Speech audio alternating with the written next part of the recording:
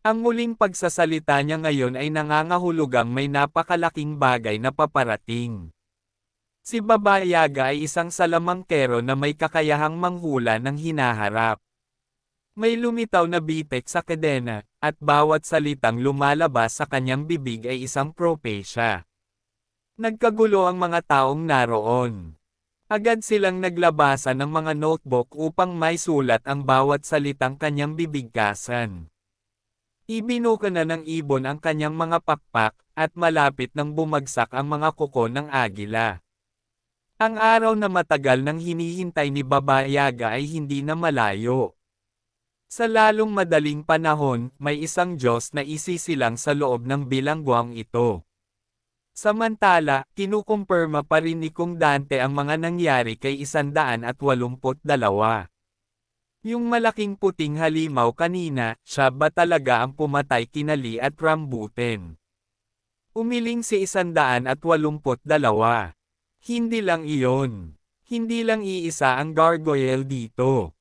Marami sila. Ang trabaho nila ay hulihin ang sinumang susubok tumakas sa Fog Realm. Napakalakas nila. Yung isa kanina lang ang kaya kong labanan. Napakarami nila dito. Hindi ko kayang patayin silang lahat. Sandali siyang tumigil bago nagpatuloy. At yung mag-asawang iyon, hindi nila ipinaliwanag ng maayos sa'yo ang tungkol sa mga gargoyle. Ginamit ka lang nila para maantala ang isang gargoyle habang tumatakas sila. Ang tina-target ng mga gargoyle ay kung sino ang may dalang maraming fog. Pagkarinig nyon, halos gumuho ang buong pananaw ni Kung Dante sa mundo. Sobrang bigat nitong tanggapin. Ibig sabihin, sa sandaling lampasan natin ang pader, naglalakad na tayo papunta sa kamatayan. Kahit makatakas tayo sa isang halimaw, may susunod agad. At may ganitong mga bagay, pero walang alam ang mundo sa labas. Bigla siyang pinutol ni 182 na halatang naiinip. Tumahimik ka. Nakita mo naman mismo. Kapag sinubukan mong tumawid ulit sa pader na iyon, siguradong mamamatay ka. At kahit ako, hindi nakita may iligtas. Tuluyang nilamon ng kawalan ng pag-asa ang puso ni Kung Dante. Ibig sabihin, wala na talaga akong paraan para makatakas. Nanghina ang kanyang mga tuhod at bumagsak siya sa sahig. Halos hindi na niya mapigilan ang emosyon. Nagsisinungaling ka. Habang buhay na ba akong makukulong sa bilangguang ito? Biglang sinuntok ni 182 ang kanyang mukha. Kapag sinabi kong tumahimik ka, tumahimik ka. Makalipas ang isang oras, bumalik sila sa silid. Nasa mesa pa rin ang mga kamote ni 182. Wala na ang dating pagiging maarte ni Kung Dante. Kahit nalentang gulay at matabang sabaw ay tahimik niyang nilulunok. Samantala, mabilis ang takbo ng kanyang isip habang sinusuri ang mga halimaw na humahadlang sa pagtakas. Sa logika niya, dapat bahagi iyon ng isang security system ng bilangguan, marahil isang aparatong lumilikha ng ilusyon o isang uri ng makina. Kung tutuusin, sa normal na pamantayan, hindi dapat umiiral ang ganoong mga halimaw. Samantalang siya ay nakakapag-isip pa ng maayos, halos hindi makakain si 182 dahil sa namamagang kamay. Kung ano man ang sistemang iyon, isang bagay ang malinaw, napakalakas nito upang panatilihing nakakulong ang napakaraming abnormal na bilanggo. At yung mag-asawa, ibinigay lang nila sa kanya ang lahat ng fog para gamitin siyang pain. Tahimik niya silang minura sa isip. Sobra na talaga sila. Sa tingin ba nila, isa lang akong madaling lokohing tanga? Hindi niya mapigil ang bamulong. Buti na lang at iniligtas ako ni 182 sa huli. Matagal nang namumuhay sa pagitan ng buhay at kamatayan sina Rambutan at Lee. Wala silang oras para mag-aksaya ng damdamin sa isang estranghero. Sa simula pa lang, masyado siyang naging inosente at piniling magtiwala sa kanila. Naalala rin niya ang isang mahalagang bagay, mula ngayon, kailangan niyang maging mas maingat sa sino mang lalapit sa kanya. Kung hindi, maaari siyang malinlang anumang oras. Pinunasan ni Kung Dante ang kanyang mga luha. Nang lumunin ako kanina, akala ko talaga patay na ako. Tumingin siya kay 182. Hindi niya maintindihan kung bakit siya iniligtas nito. Hindi dahil sa kamote. Hindi dahil sa damit. Hindi rin dahil guro siya. Kung ganoon, bakit siya hinabol ni 182 para iligtas? Paulit-ulit din siyang binalaan ni 182 na huwag subukang tumakas. Dumami ng dumami ang tanong sa kanyang isip. Posible kayang mabuting tao talaga si 182. Naalala niya ang lahat ng masasakit na sinabi niya rito, ngunit hindi naman siya pinagbuntungan ng galit ni 182. Sa pag-iisip na iyon, muling pamatak ang kanyang luha. Mula ngayon, kailangan ko nang pretuhin ng maayos si 182. Hindi na ako pwedeng sumigaw sa kanya gaya ng dati. Bigla niyang napansin ang kamay ni 182. Sobrang namamaga iyon, parang bato na. Hindi na nito mahawakan kahit ang tinidor. Ano nangyari sa kamay mo? Mas namamaga pa kaysa kanina. Kailangan ka nating dalhin agad sa ospital.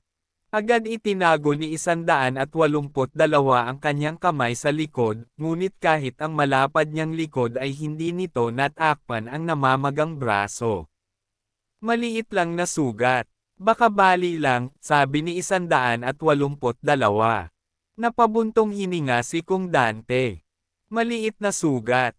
Ganyan kalaki ang pamamaga tapos hindi masakit. Hindi masakit, pilit na sabi ni 182. Bahagyang kinurot ni Kung Dante ang kamay, at agad na pasinghap si 182 sa sakit.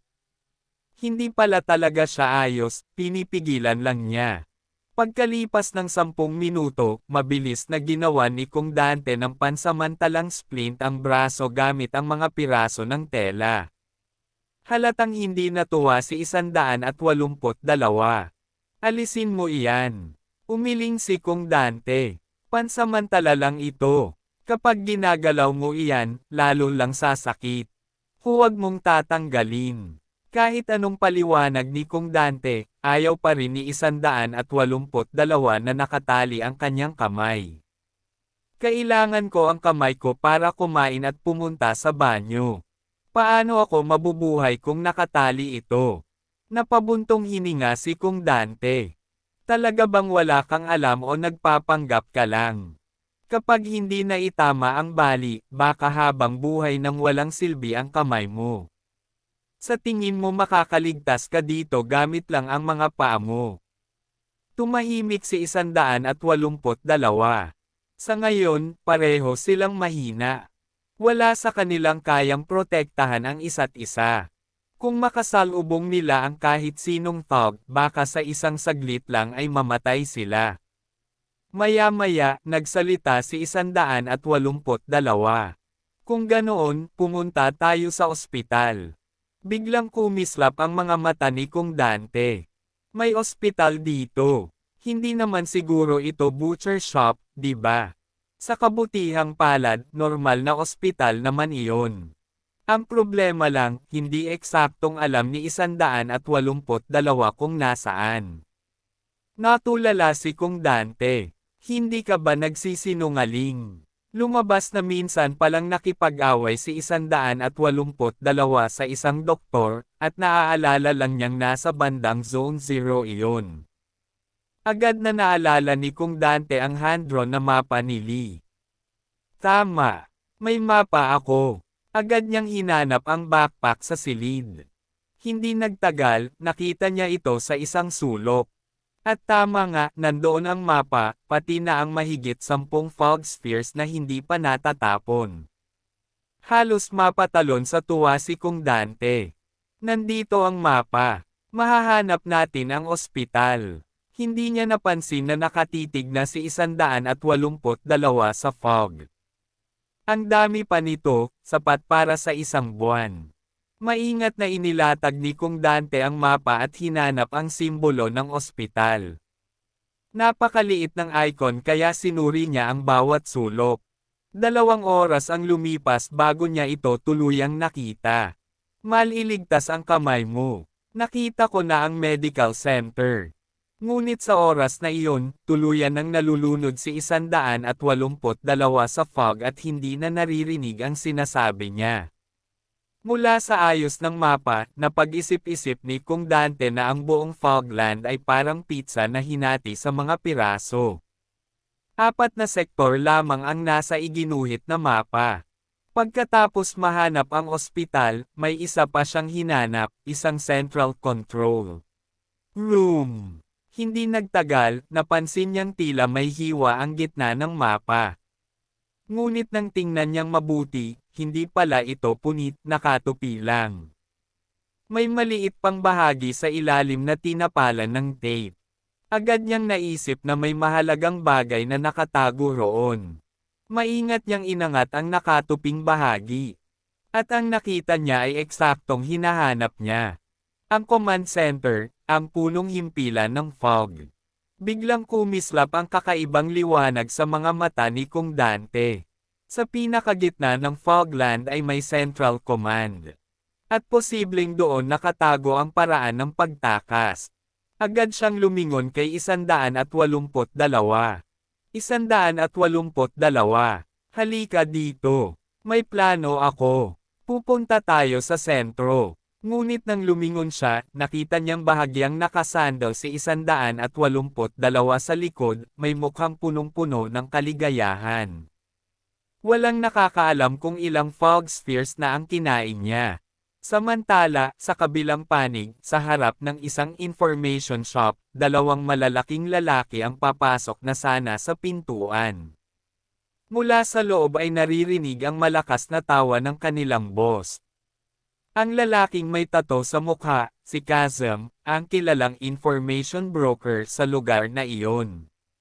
Sa buwang ito, marami siyang nakuhang fog kapalit ng impormasyon. Kung suswertehin siya, baka matonten niya na ang lalaking may isang braso.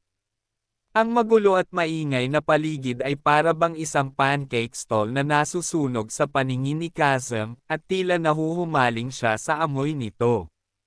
Biglang may tauhan sa pintuan na nagulat na may dumating na customer. Walang pakialam na sinabi ni Kazem na papasukin na lang ito. Ngunit agad niyang napansin na may kakaiba sa ekspresyon ng kanyang tauhan. Ang lalaking pumasok sa pintuan ay napakataas, at may mabigat na bakal na hola na nakasuot sa kanyang ulo. Ang matinding killing intent na nagmumula sa kanya ay nagpatindi sa bigat ng hangin sa loob ng silid. Napahinto si Kazem. Hindi pa siya nakakita ng ganitong kataas na tao. Sa harap niya, ang lalaki ay parang maliit na bundok, isang tunay na halimaw sa anyong tao. Bilang isang information dealer, agad niyang nakilala ang bakal na holang iyon. Iyon ang kandado na ginagamit upang pigilan ang gana sa pagkain ng isang halimaw na tinatawag na bone eater.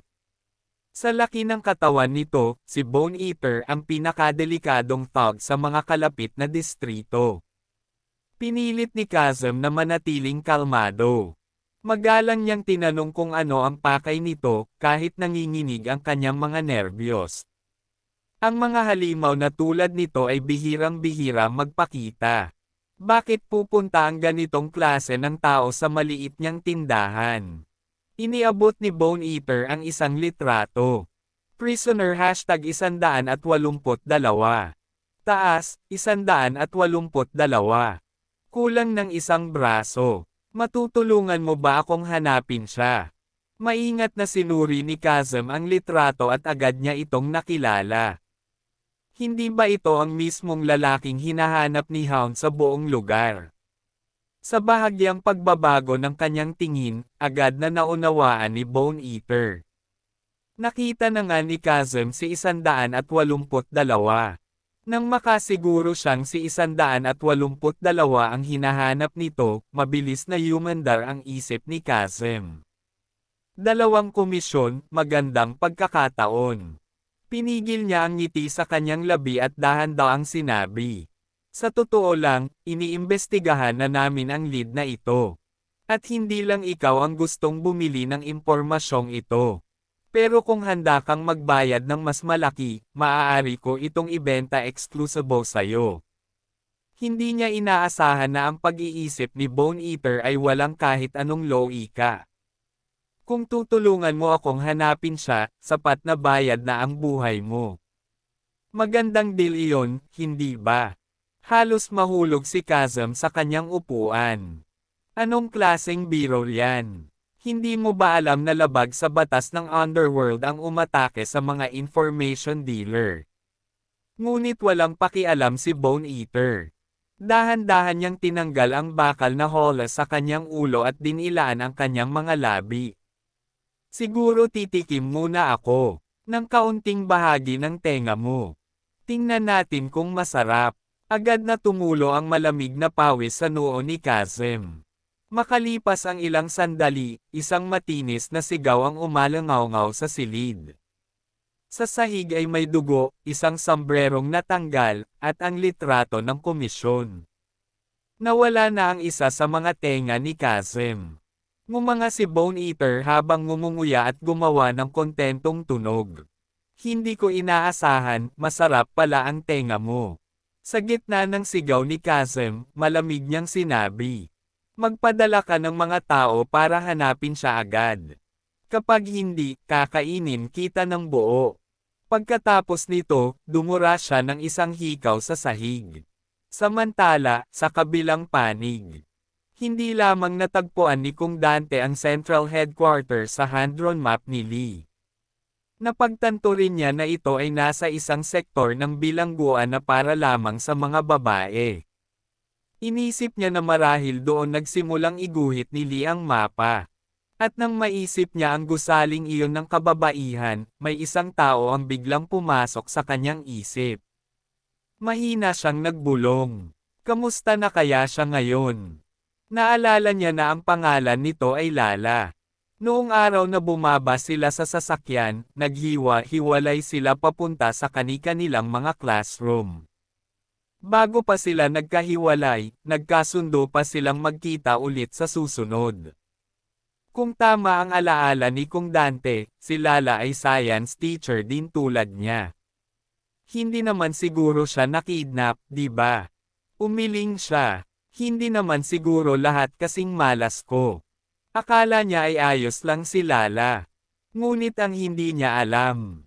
Sa mismong sandaling iyon, ang mukha ni Lala ay pininturahan parang clown, habang siya ay near-ere educate ng grupo ng mga babaeng bilanggo sa women's prison. Punong-puno ng luha ang kanyang mga mata. Sa kanyang isip, paulit-ulit na bumabalik ang sandaling naghiwalay sila ni Kung Dante. Noong araw na iyon, si Lala ay itinakda sa women's prison sector. Mula pa lang sa simula, ang kanyang ruta ay ganap na iba sa ibang guro. Isang matangkad na ahente ang naghatid sa kanya. Ngunit ang atensyon ni Lala ay nahuli ng kakaibang fenomeno ng fog sa labas. Bilang science teacher, napakaakit nito para sa kanya. Hindi niya napansin na may mali na. Maya-maya, huminto ang ahente sa tabi ng isang gumagalaw na sasakyan at sinabihan siyang sumakay. Bahagyang kinabahan si Lala. Talaga bang ganoon kalayo ang classroom ko? Kailangan pang sumakay ng sasakyan. Ngunit pinilit siya ng ahente na magmadali. Pagkatapos ng ilang sandali ng pag-aalinlangan, sumakay pa rin siya. Hindi niya alam na unti-unti siyang naglalakad papunta sa kailaliman ng bangin. Habang umaandar ang sasakyan, casual na nagtanong ang ahente. Science teacher ka, di ba? Nang kumpirmahin ni Lala, dahan-dahang tinanggal ng ahente ang kanyang maskara. Napatigil si Lala. Sa isang iglap, naintindihan niyang tapos na siya. Ang babaeng nasa harap niya ay may baluktot at nakakatakot na ngiti. Ang mukha nito ay halos deformado sa kakaibang paraan. Tinanggal nito ang sombrero. Bumagsak ang mahaba nitong buhok na ginto na may halong pulang hibla. Lumawak ang kanyang baluktot na ngiti. Munting ibon, lumipad tayo hanggang sa dulo ng mundo. Halos mabaliw si Lala sa takot. Parang bangungot, ngunit sa kasamaang palad, totoo ang lahat. At doon nagsimula ang kanyang pagkakakidnap sa kilalang women's prison. Sa kasalukuyan, pinipilit si Lala ng mga babaeng bilanggo na yumuko sa mesa at gumawa ng iba't ibang pose. Wala siyang magawa kundi sumunod. Halos wasak na ang kanyang mukha sa kahihiyan at takot. Sa napakadelikadong lugar na ito, wala pa siyang nakikitang kahit isang guro. Nang maisip iyon, nanghina ang kanyang mga tuhod at napaupo siya sa sahig. Malamang ay nawalan na ng bakas sa kanya ang Operations Bureau at ang kanyang pamilya. Sa paningin ng isang bilanggo sa likod niya, naging dahilan lamang iyon. Nang pangungot siya, hindi ka pa nga makatayo ng maayos. Biglang hinailan ng isang babaeng may itim na buhok ang kanyang buhok. Umiiyak ka na naman. Gusto mo bang bugbugin ulit? Itinulak siya nito sa sahig. Nasa sire mo ang amoy ng fog. Siguro dapat kitang parusahan. Ang galit nito kay Lala ay may isang dahilan. Sa isip niya, inagaw ni Lala ang pabor ng boss. May talento ka ba talaga sa pag-research ng fog? Araw-araw nakikita kitang nagtatago sa sulok at umiiyak. Aminin mo na lang na hindi ka marunong gumawa ng fog. Kung aamin si Lala, makakabalik siya sa tabi ng boss. Sa takot, nanginginig si Lala. Ngunit alam niyang hindi siya pwedeng sumuko. Ang pag-amin na hindi siya makakagawa ng fog ay katumbas ng kamatayan. Kinagat niya ang kanyang labi at nanahimik. Dahil dito, hinablot ng babae ang kanyang damit. May kutsilyo na sa kanyang kamay. Mula pa lang sa simula, hindi ako naniwala na kaya mong gumawa ng fog. Kung titignan ng mabuti, maputi at malabo ang kanyang mga mata. Siya ay bulag. Marahil dahil dito, may kakaiba siyang galit sa magagandang mukha. Balak niyang hiwain ang mukha ni Lala. Punong-puno ng takot ang mga mata ni Lala. Mukhang hindi na ako makakatakas ngayon. Ngunit sa sandaling iyon, isang malaking kamay ang biglang dumakma sa ulo ng babae. Isang matalim na boses ang sumigaw. Tumigil ka. Nagulat ang lahat. Dumating na ang boss. Isang bahagyang ginhawa ang naramdaman ni Lala. Kahit papaano, buhay pa siya. Ang boss na tinutukoy ng lahat ay isa ring babae. Ngunit sa laki ng kanyang katawan at sa umbok ng kanyang mga kalamnan, mas mukha siyang lalaking nakasuot ng balat ng babae. Pinatapik niya ang ulo ng kanyang tauhan. Hindi ba sobra na ang biro na ito? Parang ginagawa mo akong hangin. Lumapit siya kay Lala, at biglang naging malambing ang kanyang boses. Munting ibon ko, ano ang nangyari? Sabihin mo sa akin, ipagtatanggol kita. Ang babaeng tauhan ay agad sumingit. Boss, niloloko ka niya. Kakamin lang niya na hindi siya makakagawa ng fog. Agad nagsalita si Lala. Boss, huwag kang maniwala sa kanya. Kaya kung gumawa ng fog. Hindi ko kailanman sinabi na hindi ko kaya. Pinaparatangan lang niya ako. Biglang dumilim ang mukha ng boss. Tumahimik ka. Hindi mo ba narinig? Sinabi niyang kaya niyang gumawa ng fog. Napag-alitan ang babae. Ngunit wala nang pakialam ang boss sa kanya. Para sa boss, walang halaga ang tauhang iyon. Si Lala ang kayamanan na hawak niya ngayon. Halika, munting ibon. Bagamat takot na takot si Lala sa babaeng parang halimaw, hindi siya ng ahas tumanggi. Sa kalye, umalangaw-ngaw ang malakas na tawa ng boss. Munting ibon ko, saglit lang akong nawala, binuli ka na naman nila. Pagbalik sa silid, parang basahang manika siyang binuhat sa bisig ng boss. Ang katawan ng boss ay napakalaki. Ang pangalan niya ay Kali. Isa siya sa mga leader ng women's department. Tinatawag siyang tendon sorcerer. Sinasabing kaya niyang ituon ang lakas ng kanyang katawan sa kahit anong bahagi nito. Karaniwan, pinipigilan niyang matigas ang mga kalamnan sa leeg upang maiwasan ang biglaang pag-atake. At si Lala ang kayamanang personal niyang kinidnap. Mula nang dalhin siya rito, halos hindi na siya umaalis sa mga bisig ni Kali. Araw-araw, yakap-yakap siya ni Kali. At iisa lang ang paksa ng kanilang usapan. Fog. Lumapit si Kali kay Lala at ngumiti ng kakaiba. Kumusta ang research mo sa fog? Napilitan si Lala na ngumiti. Maayos naman.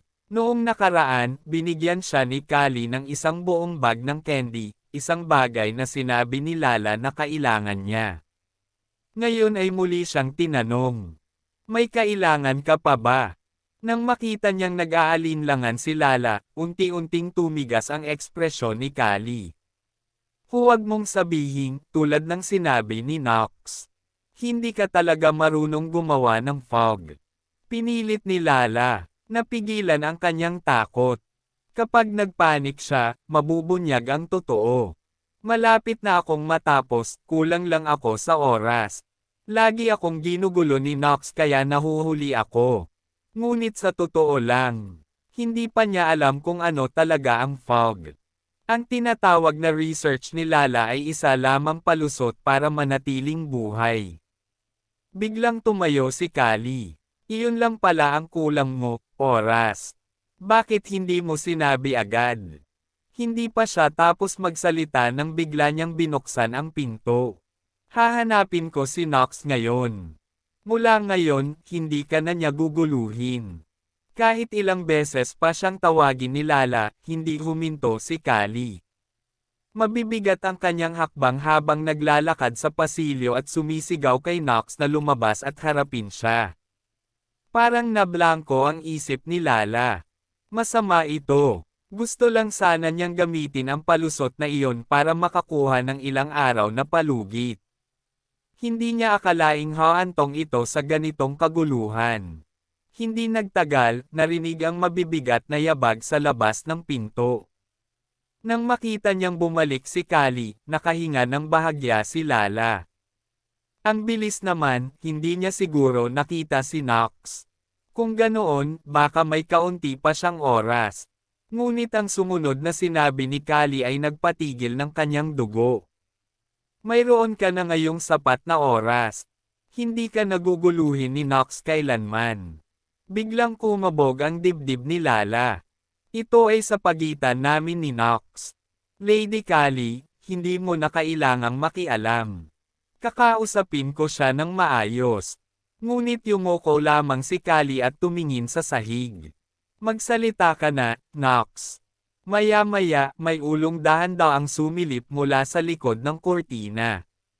Sa unang sandali ay nakahinga si Lala ng maluwag. Ngunit agad niyang napansin na may mali.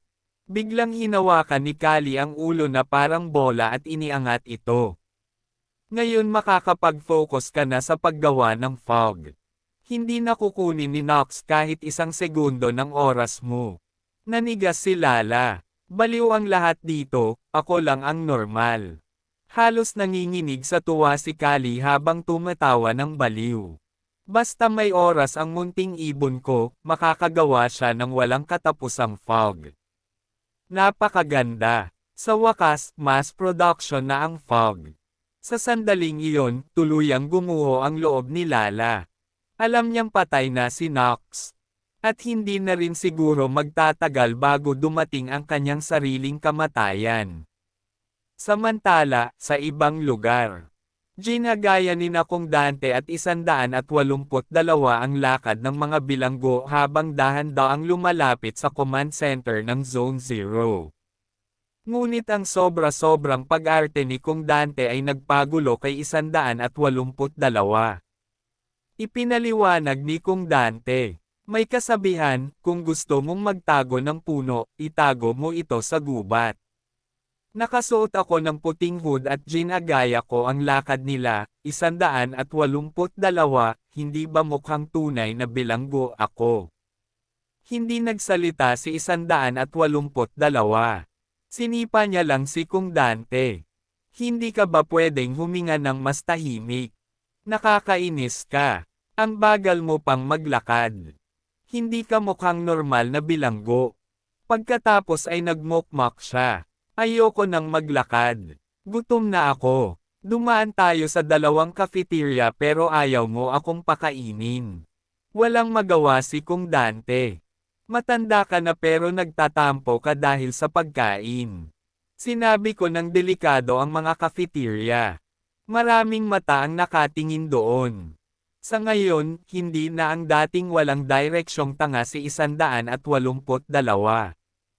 Kumakain kapag gutom, natutulog kapag pagod, at sumusuntok sa sinumang mang-asar. Simula nang mawala ang kanyang kanang braso, hindi na niya kayang tanggapin ang bawat laban. Ngunit hindi rin siya handang tumigil sa pag-usad. Ang mga salita ni Kung Dante ay nagpalaki ng mata ni 182. Nasa gilid na tayo ng bangin. Kapag umatras pa tayo ng isang hakbang, wala na tayong pupuntahan. Kaya ang tanging paraan ay magpatuloy pasulong. Mas seryoso kaysa dati ang mga mata ni Kung Dante. At sa kakaiba niyang lakad, pinangunahan niya si 182 patungo sa command center ng kalapit na distrito. Hindi nagtagal, dumating sila sa unang destinasyon ng kanilang paglalakbay. Ayon sa mapa ni Liu Qi, ang medical center ay nasa Dumpling Village. Hurry up, sabi ni Kung Dante. Mas maaga nating makita ang ospital, mas maaga nating maaayos ang kamay mo. Sa teorya, minsan nang nakipaglaban si 182 sa isang doktor dito kaya dapat pamilyar siya sa lugar. Ngunit sa gulat ni Kung Dante, wala siyang maalala tungkol sa nayon. Isang bagay lang ang sigurado, sabi ni 182. Hindi ito Tofu Village. Tahimik na inayos ni Kung Dante ang kanyang salamin sa ilalim ng hood at tinanggap ang walang silbing impormasyong iyon. Binalaan siya ni 182. Mag-ingat tayo pagpasok natin. May mga matitinding tao dito. Mainitin din ang ulo ng mga taga rito. Pagkatapos ng kaunting lakad, nakita nila ang isang karatola. Dumpling Village. Hindi tulad ng Tofu Village, may mga tindahan sa magkabilang gilid ng kalsada at lahat ay may ilaw na kuryente. Pakiramdam ni Kung Dante ay parang nasa labas na mundo siya. Kung ikukumpara sa primitive na kaguluhan ng Tofu Village, ang lugar na ito ay may mas maayos na ekonomiya. Hindi siya makapaniwala. Nakapagtayo ang mga bilanggo ng ganitong klaseng sistema sa loob ng kulungan. Nagtago siya sa isang eskinita at pinanood ang mga taong dumadaan. Mas abala ang lugar kaysa inaasahan niya. Ayon sa mapa, ang bawat nayon ay nasa ilalim ng impluwensya ng iba't ibang shoulder. Ngunit kakaiba, ang medical center na pupuntahan nila ay hindi kabilang sa alinmang teritoryo. Marahil ay nakalimutan na ang lugar na iyon. Ngunit para kay Kung Dante, mas mapanganib ang mga lugar na walang nagbabantay. Kung mas kaunti ang nagmamasid, mas kailangan mong maging maingat. Sumenya siya kay 182 na pumasok sa eskinita. Ngunit nang lumingon siya, wala na si 182. Sa sandaling iyon, pumasok na pala si 182 sa isang dumpling shop. Bigyan mo ako ng dumplings, sabi niya sa may-ari. Halos mahimatay si Kung Dante. Paano siya nakapasok sa gulo sa isang segundo lang? Lumapit ang may-ari para singilin siya. Sa lugar na ito, fog ang pera. 0.1 gram ng fog bawat dumpling. Diretsyong sagot ni 182. Wala akong fog. Gusto mo suntok? Sa sumunod na sandali. Bam! Yumanig ang buong tindahan. Ngunit sa gulat ni Kung Dante, si 182 ang binubugbog at gumugulong sa sahig. Wala kang pera tapos gusto mong kumain. Lumayas ka, sigaw ng may-ari habang pinapalo siya. Ang mga tao sa labas ay tumingin sa may-ari ng may paghanga. Kilalang huwag kalabanan ang lalaking iyon. Halos mabaliw si Kung Dante. Ayos. Opisyal na tayong magnanakaw. Mas lalo siyang nainas nang makita na hindi pa rin naiintindihan ni 182 ang sitwasyon at patuloy pa ring sumisigaw ng dumplings. Nagmadilim ang mukha ng may-ari. Gusto mong kumain ng libre ng dumplings na nagdadala ng kaluluwa at kasaysayan ng Dumpling Village. Para sa kanya, iniinsulto ni 182 ang kanyang sining. Bago pa makasagot si 182 ng oo, tinakpan na ni Kung Dante ang kanyang bibig. Pasensya na, humihingi ako ng tawad para sa kanya. Ako na ang magbabayad. Ngunit sumangot ang may-ari. At sino ka naman? Isa pang magnanakaw. Mabilis na paliwanag ni Kung Dante. Hindi ako magnanakaw. Nakababata ko siya. Hindi lang siya maayos ang isip. Ngunit hindi naniwala ang may-ari. Kung hindi ka magnanakaw, bandido ka naman. Nakasuot ka pa ng kaina-hinalang maskara. Sumigaw siya sa mga tao. Sa aming nayon, hindi pinapayagan ang masasamang tao. Tinawag niya ang mga taga-nayon para harapin ang dalawa. Noon lang lubos na naunawaan ni Kung Dante na tama si 182. Napakabangis ng mga tao rito. At kakaiba rin ang kanilang loika. Habang papunta na sa kaguluhan ang sitwasyon, isang matandang lalaki ang lumabas at pinigil ang galit na may-ari. Ang ulo ng matanda ay bilog na parang dumpling at siya ay napakaikli. Sa sandaling lumitaw siya, natahimik ang lahat. Siya ang pinakarespetadong tao sa Dumpling Village. Elder Dumpling Mongol. Lumubog ang puso ni Kung Dante. Malaking tao pala ito. Lumapit ang matanda at mahinahong nagtanong. May sakit ang kapatid mo, hindi ba? Nang makita ang nakabalot na braso ni 182, inakala niyang malubha ang sugat nito. Ngunit patuloy pa ring nagreklamo ang may-ari ng dumpling shop. Ngumiti ng malamig ang matanda. Hindi mo ba nakita? Wala nga siyang isang braso. Sabihin mo sa akin, paano siya magnanakaw? Pagkatapos ay binaliwala niya ang may-ari at sinabi sa dalawa. Sumama kayo sa akin. Sa tindahan ng matanda, binigyan sila ng maraming mainit na buns. Kumain kayo ng dahan-dahan. Marami pa. Tiningnan sila ng matanda. Mukha naman kayong disenteng tao. Bakit kayo nakasuot ng mukhang kontrabidang maskara? Nahiyang ngumiti si Kung Dante. Ayaw lang naming gumawa ng gulo. Mas ligtas kapag may hood. Habang masayang kumakain si Kung Dante, si 182 naman ay nakabuka ang bibig at nagpapakain. Hindi siya pinansin ni Kung Dante. Masarap ito. Ano ang laman? Nang marinig niyang gawa ito mula sa tira-tirang pagkain ng cafeteria, agad niyang iniluwa ang kinakain sa mukha ng matanda. Pagkatapos ay ibinuhos niya ang natitirang bun sa bibig ni 182. Isipin palang nagawa ito sa nalentang gulay at tira-tirang sabaw, nasusuka na ako. Sayo na lang. Sa kabila ng kabastusan, hindi nagalit ang matanda. Ang aming dumplings at buns ay sikat sa buong rehiyon. Maraming naglalakbay mula sa malayo para tikman ito. Huminto siya sandali. Pero hindi lahat ay pumupunta rito para sa dumplings. May iba, para sa ospital. Nanlaki ang mata ni Kung Dante. Iyon nga ang dahilan ng kanilang pagpunta. Ngumiti ang matanda. Kung para sa ospital ang pakay ninyo, ipinapayo kong hanggang dito na lang kayo. Tumulo ang malamig na pawis ni Kung Dante. May nakakatakot ba roon? Dahan-dahang itinupi ng matanda ang kanyang manggas. Punong-puno ng peklat ang kanyang mga braso. Hindi na iyon ospital ngayon.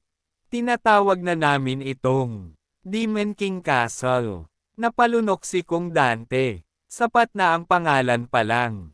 Sa labas ay mukhang ospital pa rin ito, ngunit napapalibutan ng tinak at kawad. Halos walang taong pumapasok doon ang nakalalabas muli.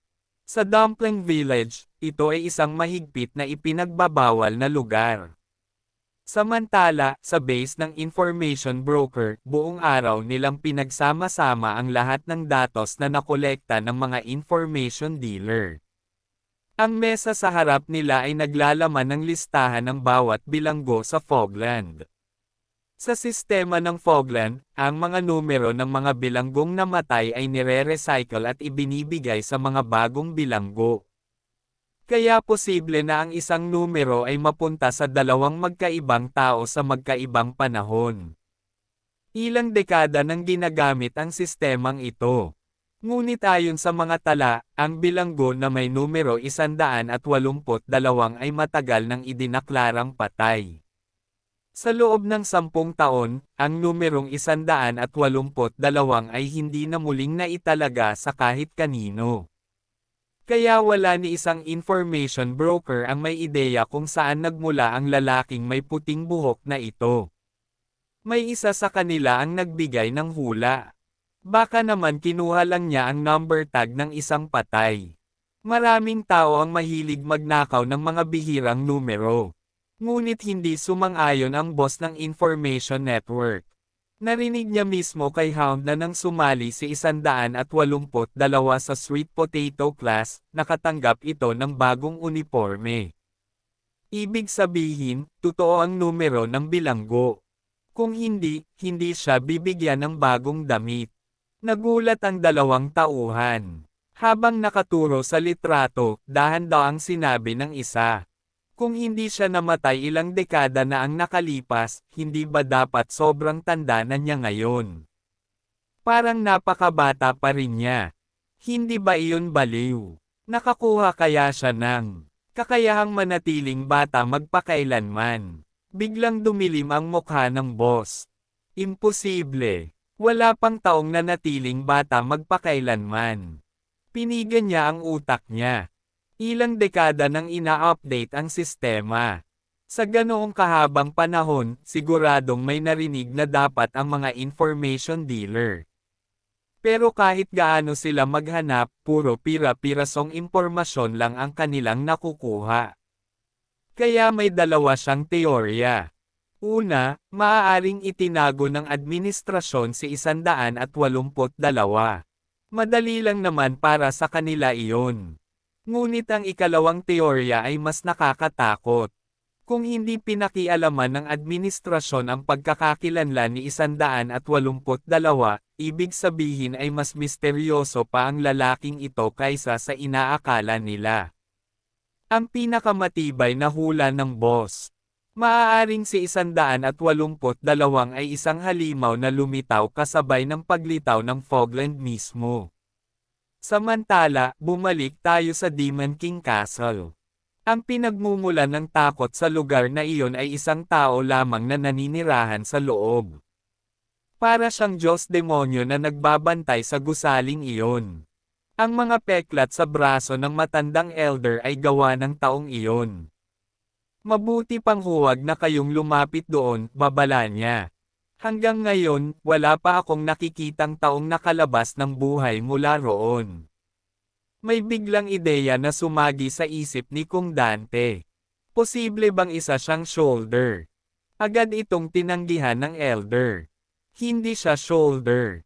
Pagkatapos ay naging seryoso ang kanyang mukha. Marahil hindi ninyo alam. Kahit ang mga shoulder, hindi naglalakas loob pumasok sa Demon King Castle. Pagkarinig nito, kumirat ang dibdib ni Kong Dante. Bumuhos ang malamig na pawis sa kanyang likod. Anong klaseng halimaw ang nakatira sa lugar na iyon? Bigla niyang naalala ang tunay na dahilan kung bakit sila naroon. Kung walang doktor doon, hindi ba tuluyan nang masisira ang kamay ni 182? Umiling ang elder. Ang doktor na hinahanap ninyo, wala na rito. Iyon lang ang masasabi ko. Kapag sumikat ang araw, umalis na kayo rito. Maghahanda ako ng silid para sa inyo ngayong gabi. Biglang bumagsak ang mood ni Kong Dante. Ibig bang sabihin patay na ang doktor? O pinatay ng Demon King ang lahat ng doktor? Hindi nagtagal, binigyan sila ng simpleng silid. Napakunot ang noo ni Kong Dante. Hindi ko na alam ang gagawin.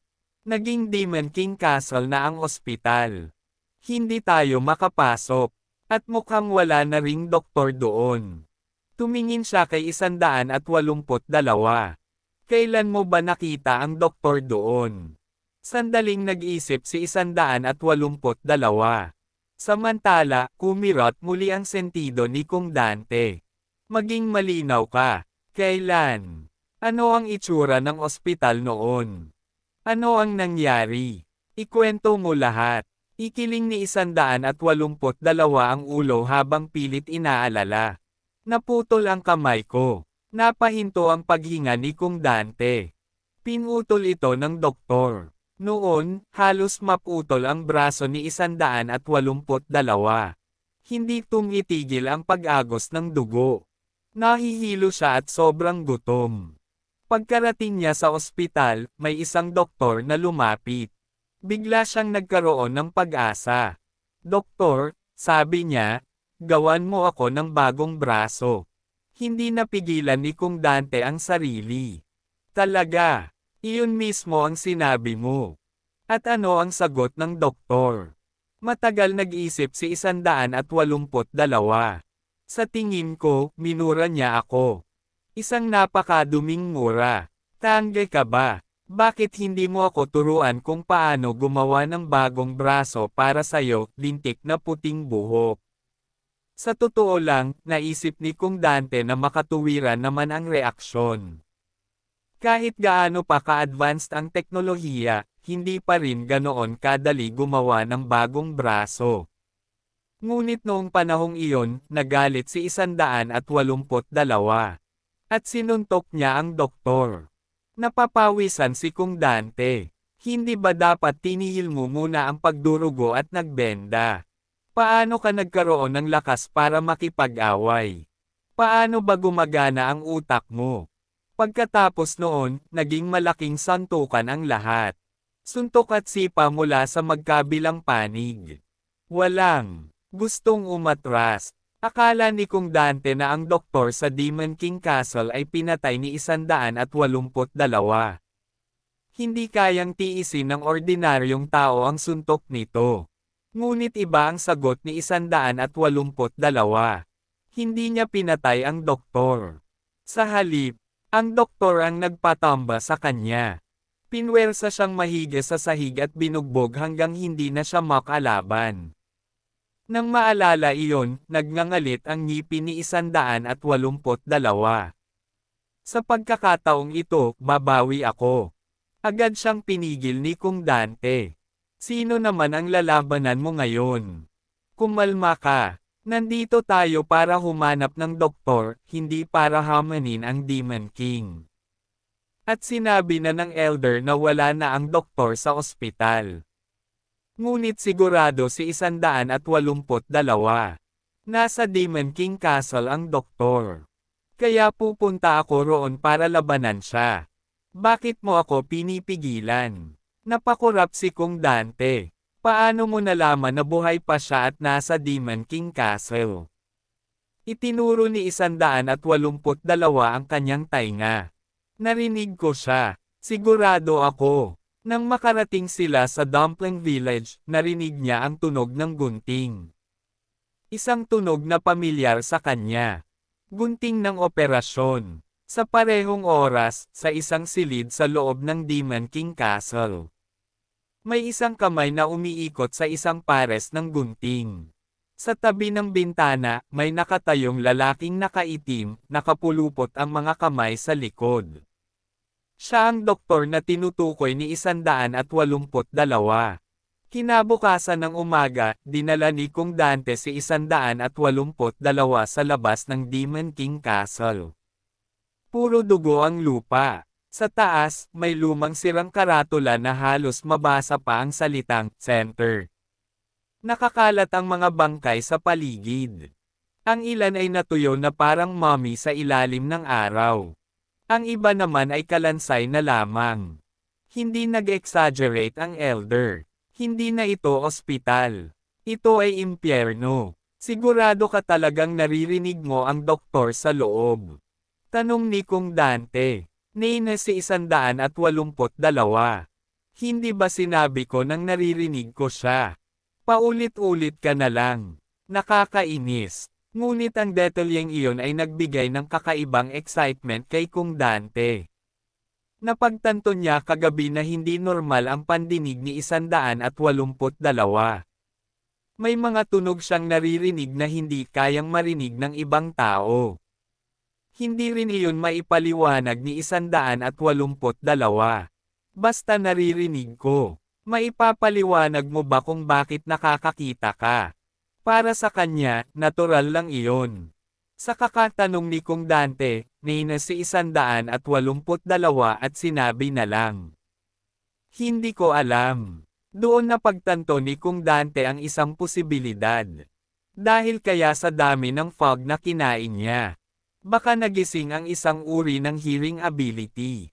Nalilito si 182. Wala naman akong talento. Tumanggi si Kung Dante. Imposible. Kumain ka ng napakaraming fog. At ngayon naririnig mo ang mga tunog na hindi marinig ng iba.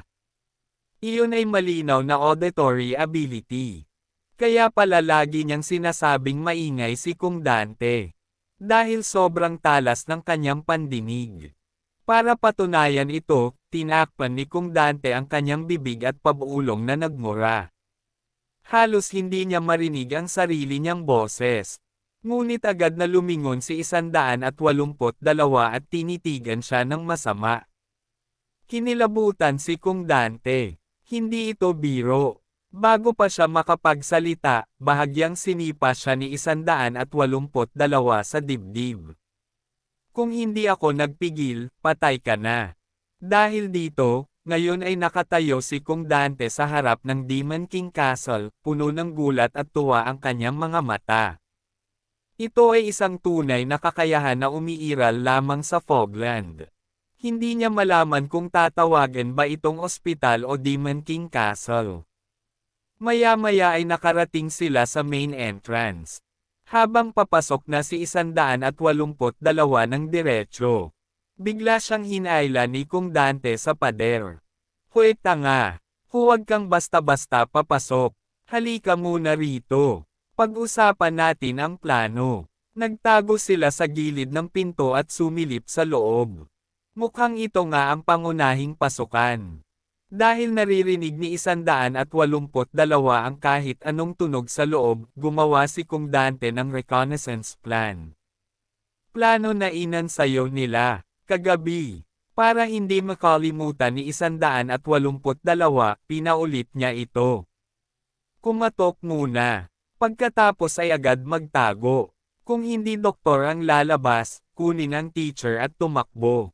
Malinaw na inulit ni 182 ang plano. Napangiti si Kung Dante. Mukhang tumaas nga ang IQ niya. Pinangalanan pa nila ang operasyon. Knock Observe Retreat Plan. Ang dahilan kung bakit si 182 lang ang nasa unahan ay dahil naniniwala si Kung Dante na bukod sa super hearing, napakabilis din nito. Halos kasing bilis ni Rambutan. Dalawa ba ang kakayahan niya? Nagtago si Kung Dante sa likod ng pader habang nakatutok sa pinto. Si 182 ang magsisiyasat. Siya naman ay mag-oobserba ng walang panganib. Lumapit si 182 sa pinto at bahagyang tinapik ito gamit ang paa. Pagkatapos ay biglang umatras at nagtago sa tabi ni Kung Dante. Pareho silang sumilip. Walang galaw ang pinto. Walang tunog, sabi ni 182. Nag-isip si Kung Dante. Subukan mo ulit. Mas malakas. Lumapit muli si 182 at malakas na sinipa ang pinto.